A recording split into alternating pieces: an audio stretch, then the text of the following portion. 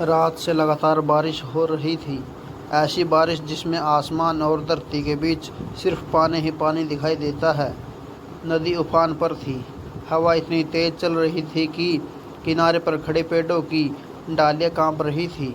मध्य प्रदेश के छोटे से कस्बे नरसिंहपुर घाट पर सुबह से ही भीड़ लगी थी।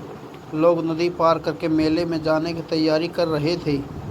किसी के हाथ में पूजा की थाली थी, कोई बच्चों को संभाल रहा था, कोई छाता पकड़कर भाग रहा था। उसी भीड़ में एक औरत भी खड़ी थी, उम्र करीब 28 साल, भीगे बाल, गोद में 1.5 साल का बच्चा। उसका नाम था मीरा और बच्चे का नाम चिराग। मीरा बच्चे को सीने से लगाए खड़ी थी, जैसे पूरी दुनिया से उसे बचा रही हो। उसके पति राघव ने कहा, मीरा, मौसम ठीक नहीं लग रहा, अगली नाव से चलते हैं। लेकिन मीरा मुस्कुरा दी, चिराग को बुखार है, जल्दी घर पहुंचना ज़रूरी है। राघव चुप हो गया। वो तीनों नाव में बैठ गए। नाव में करीब 25 लोग थे, बच्चे, बूढ़े और महिलाएं। सब जल्दी घर पहुंचना चाहते थे। बारिश अब और तेज़ हो चुकी थी। नदी का पानी नाव से टकराकर अंदर आने लगा। एक बूढ़े आदमी ने डरते हुए कहा, भैया, नाव ज़्यादा भरी हुई है। लेकिन नाव वाला बोला, कुछ नहीं होगा। मीरा ने चिराग को और कसकर पकड़ लिया। बच्चा कांप रहा था। बस थोड़ी देर और। वो उसके माथे को चूमते हुए बोली। राघव ने पत्नी की तरफ देखा।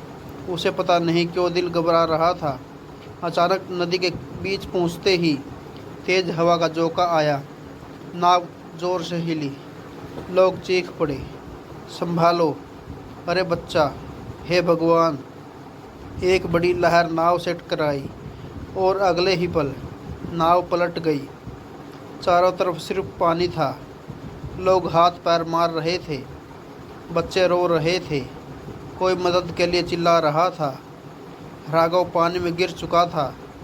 उसने घबराकर इधर उधर देखा, मीरा, लेकिन तूफान में सब कुछ दिखाई नहीं दे रहा था। उधर मीरा पानी में डूब रही थी, लेकिन उसने चिराग को सीने से कसकर पकड़ रखा था। हर लहर उसे नीचे खींच रही थी, लेकिन वो बच्चे को ऊपर रखने की कोशिश कर रही थी। कुछ नहीं होगा, माँ यहाँ है। उसकी सांसें टूट रही थी, लेकिन हाथ ढीले नहीं पड़े। कुछ लोग तैरकर बाहर आ गए। गांव वाले रस्सियाँ लेकर दौड़े। चीखें पूरे घाट पर गूंज रही थी, किसी को बचाओ, बच्चे अंदर हैं। राघव किसी तरह किनारे पहुंचा। वो पागलों की तरह चिल्ला रहा था, मेरी पत्नी, मेरा बच्चा। लेकिन नदी अब शांत नहीं थी, वो मौत बन चुकी थी। पूरी रात खोज चलती रही। सुबह बारिश धीमी हुई और तभी एक नाव वाले ने किनारे के पास कुछ तैरता देखा। सब लोग दौड़े और जो दृश्य सामने था उसे देखकर हर आंख भर आई। मीरा पानी में थी, लेकिन मरने के बाद भी उसने चिराग को सीने से लगा रखा था। उसके हाथ अब भी बच्चे की चारों तरफ जकड़े हुए थे, जैसे मौत भी माँ का प्यार अलग नहीं कर पाई। घाट पर खड़े लोग रो रहे थे। एक बूढ़ी औरत फूट फूट कर बोली, माँ कभी हारती नहीं। नदी किनारे सैकड़ों लोग जमा थे। हर तरफ सन्नाटा था, ऐसा सन्नाटा जिसमें सिर्फ रोने की आवाज़ सुनाई देती है। मीरा का शरीर किनारे पर लिटाया गया था, लेकिन उसके हाथ अब भी चिराग के चारों तरफ जकड़े हुए थे। जैसे मौत आने के बाद भी वो अपने बच्चे को छोड़ना नहीं चाहती थी। वो दृश्य जिसने सबको रुला दिया। बचावकर्मी धीरे धीरे उसके हाथ खोलने की कोशिश कर रहे थे, लेकिन उंगलियां पत्थर की तरह जमी हुई थी। एक जवान की आंखें भर आई। सर लगता है आखिरी सांस तक बच्चे को बचाती रही। घाट पर खड़े लोग रो पड़े। कुछ औरतें अपने बच्चों को सीने से लगाने लगी। एक बूढ़ा आदमी बार बार बस यही कह रहा था, माँ जैसी कोई नहीं। उधर राघव घुटनों के बल बैठा था। उसकी आंखें लाल थीं। मीरा उठो, देखो मैं आ गया। लेकिन अब कोई जवाब नहीं आने वाला था। उसने कांपते हाथों से पत्नी का चेहरा छुआ। कल तक जो चेहरा मुस्कुराता था आज बिल्कुल शांत था। तभी एक नर्स अचानक चिल्लाई, रुको। सबकी नज़र चिराग पर गई। कुछ सेकंड पूरा गार्ड सांस रोककर खड़ा रहा। फिर बच्चे की उंगली हल्की सी हिली। बच्चा जिंदा है। पूरा माहौल बदल गया। चिराग बेहोश था लेकिन उसकी सांसें चल रही थी। शायद मीरा ने आखिरी पल तक उसे पानी से ऊपर रखा था। डॉक्टर तुरंत बच्चे को एम्बुलेंस में ले गए। राघव भी दौड़कर अंदर बैठ गया। एम्बुलेंस के दरवाजे बंद होने से पहले उसने आखिरी बार पत्नी की तरफ देखा और उसी पल वो अंदर से टूट गया। पूरा दिन अस्पताल में अफरा तफरी रही। डॉक्टर चिराग को बचाने की कोशिश कर रहे थे। राघव बाहर बैठा था, भीगा हुआ, कांपता हुआ और पूरी तरह खाली। उसे बार बार मीरा की आखिरी आवाज़ याद आ रही थी, माँ यहाँ है। शाम को एक नर्स राघव के पास आई। उसके हाथ में मीरा का छोटा बैग था। ये आपकी पत्नी का सामान। राघव ने बैग लिया। अंदर बच्चे की दवाई, छोटा तौलिया और एक पुरानी डायरी थी। उसने कांपते हाथों से डायरी खोली। पहले पन्ने पर लिखा था, अगर कभी मुझे कुछ हो जाए। राघव की सांस अटक गई। आगे लिखा था, तो चिराग को कभी अकेला मत छोड़ना। उसे बताना उसकी माँ उसे दुनिया में सबसे ज़्यादा प्यार करती थी। राघव फूट फूट कर रो पड़ा। उसने डायरी सीने से लगा ली। अगले दिन मीरा की कहानी पूरे शहर में फैल गई।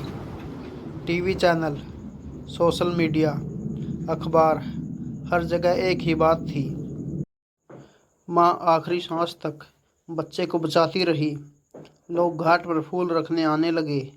कई औरतें रोते हुए कह रही थी, माँ कभी मरती नहीं। अस्पताल की रात बहुत लंबी थी। वार्ड के बाहर बैठा राघव लगातार आईसीयू के दरवाजे को देख रहा था। अंदर छोटा चिराग मशीनों से जुड़ा था। हर बीप की आवाज़ राघव की दिल पर चोट कर रही थी, लेकिन उससे भी ज़्यादा उसे मीरा की याद तोड़ रही थी। रात करीब 2 बजे राघव ने कांपते हाथों से मीरा की डायरी फिर खोली। कुछ पन्नों पर बच्चों जैसी छोटी छोटी बातें लिखी थी। आज चिराग पहली बार हंसा। आज उसने मुझे माँ कहा। हर लाइन पढ़ते पढ़ते राघव रो पड़ता। फिर उसे एक मोड़ा हुआ खत मिला। ऊपर लिखा था, राघव के लिए, अगर मैं कभी लौट कर न आऊँ। राघव के हाथ कांपने लगे। उसने खत खोला। राघव, अगर तुम ये पढ़ रहे हो तो शायद मैं अब इस दुनिया में नहीं हूँ। राघव की आंखों से आंसू गिरने लगे। मुझे मौत से डर नहीं लगता, बस डर इस बात का है कि मेरा चिराग अकेला ना रह जाए। तुम अच्छे पिता हो लेकिन अपने काम में इतने खो जाते हो कि छोटी खुशियाँ देख नहीं पाते। राघव का सिर झुक गया। उसे याद आया मीरा कितनी बार चाहती थी कि वो जल्दी घर आए, लेकिन वो हमेशा कहता, काम ज़रूरी है। खत में आगे लिखा था, अगर कभी मैं ना रहूं तो चिराग को ये मत महसूस होने देना कि उसकी माँ चली गई। उसे हर जन्मदिन पर मेरी तरफ से केक खिलाना, हर बारिश में उसे भीगने देना और उसे बताना उसकी माँ आखिरी सांस तक उससे प्यार करती थी। राघव टूट गया। उसने खत आंखों से लगा लिया। तभी डॉक्टर तेजी से बाहर आए। राघव घबरा गया। मेरा बच्चा ठीक है ना? डॉक्टर मुस्कुराए। अब खतरे से बाहर है। ये सुनते ही राघव वही बैठकर रो पड़ा। पहली बार दर्द के बीच उम्मीद आई थी। अगले दिन पूरे गांव ने मीरा को आखिरी विदाई दी। घाट पर हजारों लोग थे। कई लोग उसे जानते भी नहीं थे, लेकिन उसकी कहानी सबके दिल में उतर चुकी थी। एक बूढ़ी औरत रोते हुए बोली, ऐसी माँ भाग्य से मिलती है। राघव ने चिराग को गोद में लिया। बच्चा अभी कमज़ोर था, लेकिन उसकी छोटी उंगलियां राघव की शर्ट पकड़ रही थी। चिता के सामने खड़े होकर राघव ने आंखें बंद की और धीरे से कहा, मीरा, मैं वादा करता हूँ अब चिराग कभी अकेला नहीं होगा। आग की लपटें आसमान में उठने लगी और उसी पल राघव को पहली बार समझ आया, प्यार सिर्फ साथ रहने का नाम नहीं होता। कभी कभी प्यार आखिरी सांस के बाद भी जिंदा रहता है। मीरा को मरे हुए 6 महीने बीत चुके थे, लेकिन राघव के लिए समय वही रुक गया था। अब पहले जैसा नहीं रहा था। रसोई में वो हंसी नहीं गूंजती थी, आंगन में वो पायल नहीं बजती थी और बारिश की आवाज़ अब सुकून नहीं दर्द देती थी। लेकिन एक चीज़ अब भी घर में जिंदा थी, मीरा की याद, चिराग की मुस्कान। धीरे धीरे चिराग ठीक होने लगा। अब वो चलना सीख रहा था। कभी खिलौने के पीछे भागता, कभी अचानक दरवाजे की तरफ देखकर माँ बोल देता और हर बार राघव अंदर से टूट जाता। एक शाम बिजली चली गई। राघव मोमबत्ती ढूंढते ढूंढते स्टोर रूम में गया, वही कमरा जहाँ मीरा अपनी पुरानी चीज़ें रखती थी। कोने कोने में एक लोहे का छोटा सा बॉक्स रखा था, उस पर धूल जमी थी और ऊपर मीरा की लिखावट में लिखा था, राघव, इसे तब खोलना जब तुम सच जानने के लिए तैयार हो। राघव की सांस अटक गई। उसने कांपते हाथों से बॉक्स खोला। अंदर कुछ पुराने फ़ोटो, अस्पताल की रिपोर्ट और एक लाल कपड़े में लिपटा छोटा लिफाफा था। राघव ने लिफाफा खोला। अंदर मीरा का आखिरी पत्र था। राघव, अगर तुम ये पढ़ रहे हो तो अब मुझे सच बताना होगा। राघव की आंखें भर आई। पत्र में लिखा था, 3 साल पहले डॉक्टरों ने मुझे बताया था कि मेरे दिल में गंभीर बीमारी है। उन्होंने कहा था शायद मैं ज़्यादा साल जिंदा ना रहूं। राघव के हाथ कांपने लगे। मैं तुम्हें बताना चाहती थी, लेकिन तुम्हारी आंखों में डर नहीं देख सकती थी, इसलिए मैंने चुप रहना चुना। राघव की दुनिया हिल गई। राघव फूट फूट कर रो पड़ा। उसे याद आया, उस दिन मीरा बार बार चिराग को चूम रही थी, जैसे उसे पहले से सब पता था। पत्र के आखिरी हिस्से में लिखा था, राघव, अगर कभी चिराग बड़ा होकर पूछे माँ कैसी थी तो कहना वो डरती बहुत थी, लेकिन अपने बच्चे के लिए हर डर से लड़ गई। और हाँ, बारिश से नफरत मत करना, क्योंकि मेरी आखिरी याद उसी बारिश में है। राघव वही ज़मीन पर बैठ गया। उसके आंसू रुक नहीं रहे थे। अगली सुबह राघव चिराग को लेकर उसी घाट पर गया। नदी अब शांत थी, लेकिन राघव के लिए दिल में तूफान अब भी था। उसने बेटे को गोद में उठाया। तुम्हारी माँ बहुत बहादुर थी। चिराग मुस्कुरा दिया और उसी पल हवा का हल्का झोंका आया, जैसे मीरा कहीं पास खड़ी हो। लेकिन समय कभी रुकता नहीं। लेकिन कुछ दर्द ऐसे होते हैं जो इंसान के अंदर हमेशा ज़िंदा रहते हैं। मीरा को गए 10 साल बीत चुके थे। अब छोटा चिराग बड़ा हो चुका था।